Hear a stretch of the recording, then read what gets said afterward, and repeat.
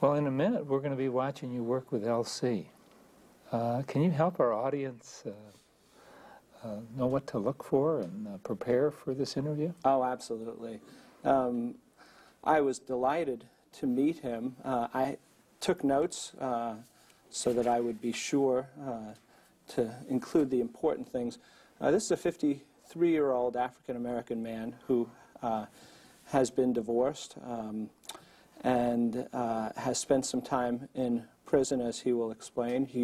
I liked working with him because he was not, he was somebody who is very sincerely invested in coming in and talking and working on his problems and his issues.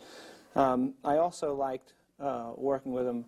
Another reason why I've chosen this field is because there are so many underserved people, and he's somebody who's been clearly underserved by the system, by the treatment system.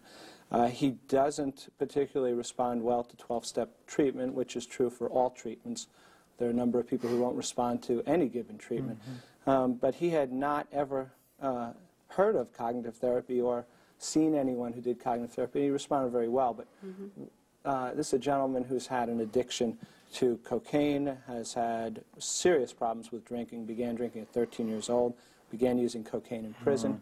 He'll tell his story, but what I want to really focus on here is that these cognitive processes don't just jump out of the patient onto your paper clearly and distinctly. The challenge in doing any kind of cognitive treatment is to know how to sort out what a belief is, what a thought is. People have some very subtle but profoundly important beliefs. Like he mentions in here that he doesn't trust people, that he doesn't believe that it's okay to show feelings, that he doesn't, that he sees himself as a drifter. These are views of himself, of the world, of other people that are essential in importance for the therapist to recognize, or else treatment won't be as effective. But they don't come out.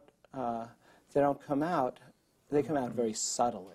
So we might look for what you think is important or what you pay attention to, right? Out of this complex case that he presents. Yeah, the students I've worked with since I began to teach have said that they like watching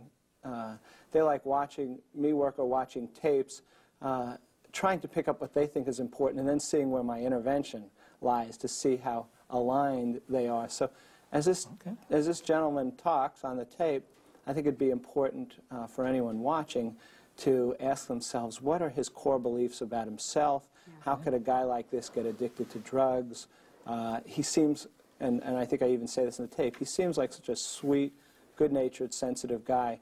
How did he end up in prison? How did he end up committing serious crimes? How did he end up on drugs? So ask yourself those questions, but also keep in mind that this is cognitive therapy. So ask yourself, what were the core beliefs that led to this more than unfortunate, this tragic outcome for this man who's obviously gifted in many ways?